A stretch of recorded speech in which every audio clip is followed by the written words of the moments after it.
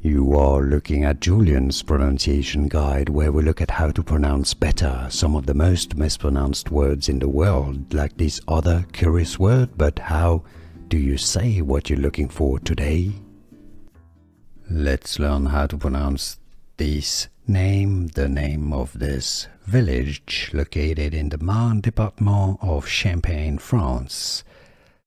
How to pronounce in English and in French. The French pronunciation, I, A, I. The double dot, the tréma on the Y means that it has an E sound separate from the A sound, I. In English, I. Here are more videos on how to pronounce more confusing words and names too many mispronounced. Like this video if you found it useful. I appreciate your support. I'll see you soon and thanks for watching.